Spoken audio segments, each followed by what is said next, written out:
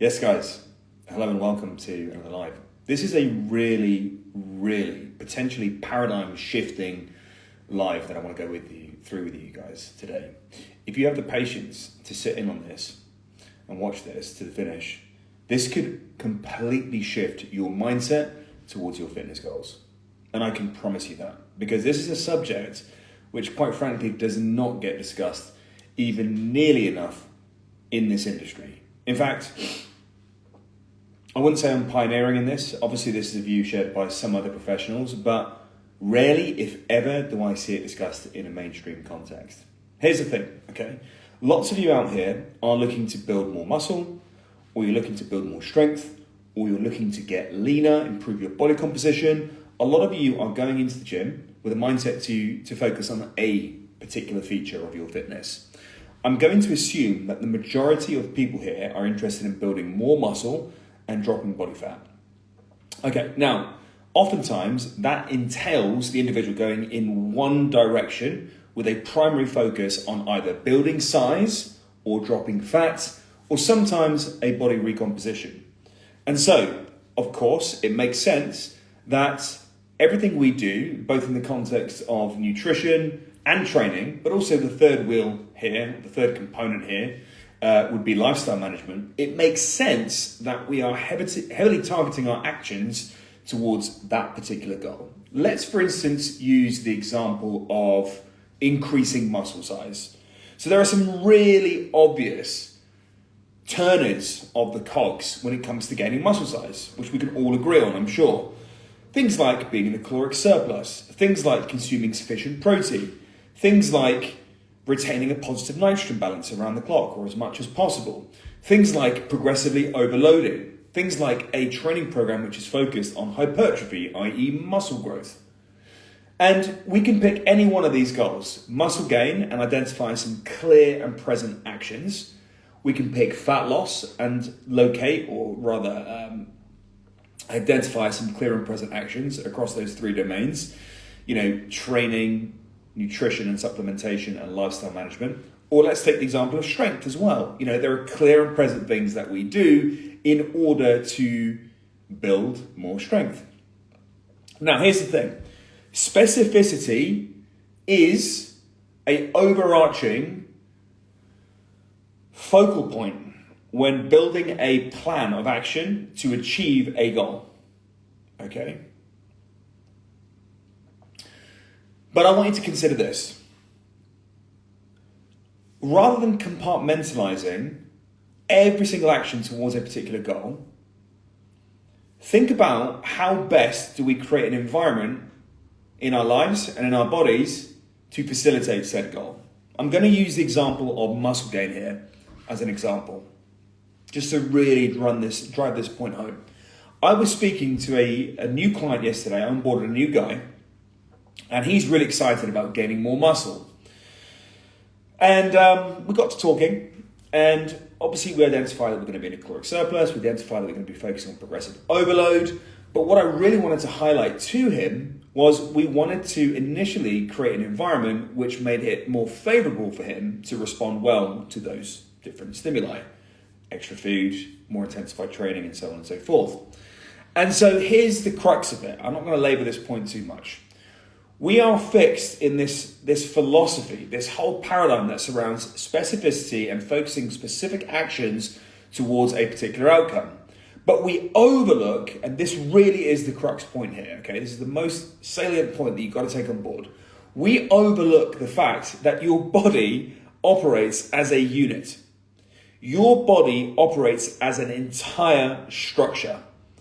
It's a living organism made up of numerous different functions, and it works best when your body is working in unison, when your mind and body are working in unison, when every single element of your figure, your physique, your health, your mindset are aligned. And I'm going to give you an example here. It is very hard to synthesize more muscle tissue when you're carrying extra body fat. It is very hard to synthesize more muscle tissue when you are incredibly cardiovascularly unfit. And so what I want more people to think about is Am I just training a feature or training for a feature of fitness, more muscle size, less body fat, more strength? And in doing so, am I potentially, although I'm being specific to that goal, am I potentially negating other components, less direct but indirect components that would actually make this entire process more efficient? I'll give you an example with the muscle gain side of things. We know that we need to be in a caloric excess, but perhaps we're overlooking the value of optimizing our food choices to be as digestible as possible. Are we looking at how we can optimize our digestion? Are we looking at how we can optimize our recovery through actually having a better functioning cardiovascular system? Are we looking at how we can bring leisure and recreation into our life such that we have less stress? Are we just hyper-focused on things that technically are heavily geared towards an outcome, but overlooking the fact that actually our body will cooperate and do a lot more of what we want it to do if it's functioning well as an entire machine? And that's the salient point here. The body works so much better when functioning as a machine. And I can give you some real world examples of this. I've been on a cut now for the last, 12 weeks or so. How is it that I've lost 14 kilos and yet I'm only on 2,200 to 2,400 calories, which is less than half of my peak of my bulk, and yet my recovery is great, okay? My strength is still maintaining, if not rising. And my fitness is significantly better, as is my body composition. Well, a big part of this, and touch wood, okay, I have done countless different actions here. I've conducted countless different actions which have been directed towards fat loss, but inadvertently have improved my body's ability to function as a machine. My body has, touch wood, become healthier. And things that I've addressed in my cuts were not being addressed in my mass phase.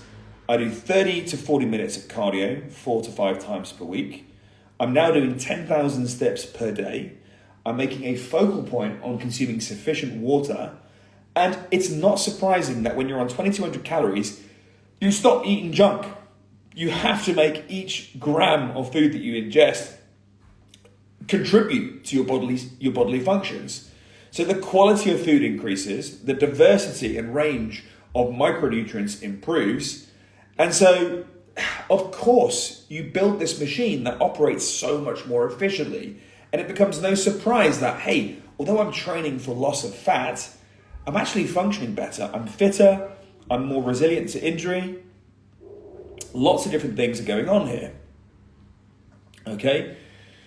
So, better fitness, better injury resilience, better strength, better cardiovascular abilities, better recovery. And so what I want you to think about is, although you have a goal, and that goal might be strength gain, that goal might be fat loss, that goal might be muscle gain, think about, are there actions in my day-to-day routine which serve towards improving my body's function as a machine, as an entire unit? Okay, or am I potentially sacrificing certain elements of my body's functioning in a bid to lean into excessively a particular feature? The prime example here is the guy who packs on so much food, he's pushing the weight heavy in the gym, but his cardio fitness suffers, and he's taken on board food for the sake of calories whilst negating the importance of a good micronutrient profile and great digestibility. And as a result, he reaches that point where he no longer has an interest in eating. He takes 5 minutes to recover after an intense superset. He can't even do supersets because he hasn't got the fitness to. His recovery is impaired. His sleep is compromised because he's carrying extra body fat and his breathing isn't where it should be. And so you can very quickly see the opposite case here as well. You're probably going to be more accustomed to this, okay? Oh, that's really cool, baby. That's a really nice pumpkin. Wow. I'm going to come look at it. I'm just doing a live at the moment, son. Okay? I'm just doing a live, and then I'll be out and play with you, okay? Okay. Okay, good boy. Go and show mummy. Good boy. Can you close that door, please, baby? Thank you. So, you can see, guys, that this is a... Can you close the door, please, baby? Or Freya? Thank you. You can see very quickly that this is not a common outlook in the game of fitness or in the fitness industry. So many people, so many coaches are so heavily geared towards pursuing an outcome whilst overlooking the value of developing the body as a machine and focusing on that body operating well as an entire global unit. So just something for you to think about, okay? Let me know your thoughts in the comments. But this is something that I focus on heavily with my clients. It's one of the reasons why I have certain metrics that I track in the check-ins that I do with my clients. You know, we look at energy levels, we look at mood levels, we look at fatigue levels. These are all things that we monitor. We do include cardiovascular work in mass phases, okay? We do look at sleep, we do look at recovery, we do look at interest in training. We look at all these different components because whether you're on a phase that's focused on mass, a phase that's focused on dropping body fat, a phase that's focused on increasing strength, being attentive to the functioning of your body as an entire machine is only going to benefit you in the short and in the long term. Anyway, guys, have a fantastic evening, okay? Any questions you've got, you're always welcome to DM me, and have a wonderful remainder of your weekend. Cheers for joining.